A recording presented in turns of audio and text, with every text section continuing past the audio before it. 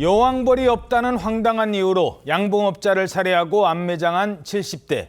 항소심에서 이 가중된 형량을 선고받았습니다. 더 죄가 늘어난 거예요. 형량을 더 많이 받았습니다.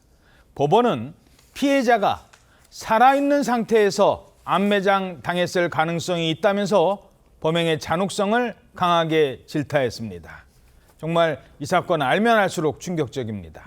일단 설 연휴에 벌어진 사건이었죠? 네, 맞습니다. 설 연휴였던 지난 1월 27일에 발생한 사건인데요. 영상이 있는데 한번 보시겠습니다. 이 검정색 이 옷을 입은 남성이 흰색 차량의 뒤편으로 걸어가는데요. 뒷좌석의 문을 열고 바지춤에서 무언가를 지금 꺼냅니다. 그리고 이제 차량의 뒷좌석 문을 열고 무언가를 넣고요. 황급히 또 차를 몰고 떠납니다. 이 남성이 70대 남성인데 차를 타고 향한 곳이 한 야산의 움막이었습니다. 남성은 이곳에서 이 또래의 양봉업자를 미리 차량 뒷자리에서 넣어 가져온 둔기로 수차례 때렸고요. 이후 인근의 구덩이를 파고 피해자인 양봉업자를 암매장까지 한 것으로 드러났습니다. 양봉업자를 살해하고 암매장까지 한 이유는 다름 아닌 여왕벌 때문이었습니다. 2023년경에 피해자로부터 벌통을 구입했다고 합니다. 근데 구입한 벌통에 여왕벌이 없었기 때문에 감정이 좋지 않았었고요. 사건 당일날 아침에 여왕벌을 구입하러 갔다가 피해자와 마찰이 생겼고 그로 인해 감정이 더 격해져 둔교로 살해 후 인근 야산에 구덩이를 파고 암매장한. 그러니까 2년 전에 샀던 벌통 때문에 살인을 저질렀다. 지금 이 얘기인 거예요? 예, 그렇게 이제 피의자가 주장을 하는 겁니다. 피의자인 70대 남성이 사건 발생 2년 전인 2023년에 피해자 양봉업자로부터 벌통을 구입했는데 그 안에 여왕벌이 없었다는 겁니다. 그러니까 이 벌들이 그 벌통 안에서 여왕벌 한 마리를 중심으로 군집생활을 하기 때문에 여왕벌이 없으면 중심이 사라지는 거거든요.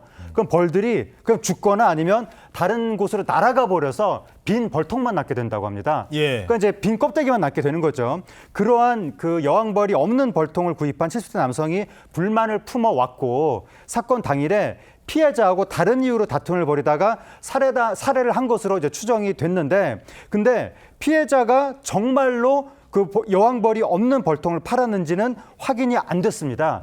피의자가 그렇게 주장을 하는 것이고 또 설사 정말 여왕벌이 없는 벌통을 팔았다 하더라도 그게 살인의 이유는 될 수 없습니다. 예. 그래놓고 암매장까지 했었던 거군요. 맞습니다. 이 피해자인 양봉업자 그의 아들이 이 아버지의 실종 신고를 했고 경찰이 수사에 나섰습니다. 그런데 이 피해자 차량 안에 다량의 흙이 묻어 있고 블랙박스도 훼손되어 있고 그리고 여기까지도 수상한데 피해자를 만난 지인들 주변 분들한테 이 탐문 수사를 해보니까 이 피해자가 이 사건 당일에 벌통 도둑을 잡았다 이런 얘기를 했다는 겁니다. 이에 경찰이 단순 실종 사건이 아니라 강력 사건으로 전환을 했고요. 그렇게 해서 CCTV 등 온 수사를 통해서 수상한 차량을 발견하게 됩니다. 이 영상에서 보시는 이 하얀 차량, 그게 바로 범인의 차인데요.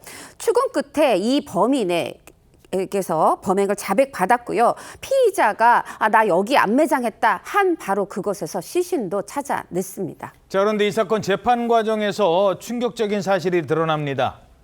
기도에 뭐가 있었대요? 기도라는 게 뭡니까? 숨을 쉬면 들어가잖아요.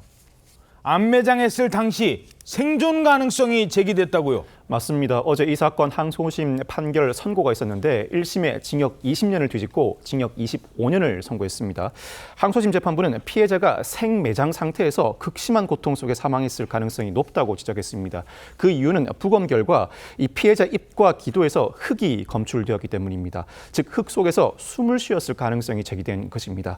결국 피해자의 고통이 훨씬 더 컸을 거란 추정에 준용이 불가피하다는 것이 항소심 재판부의 판단이었습니다. 그래서 25년이 나왔습니다.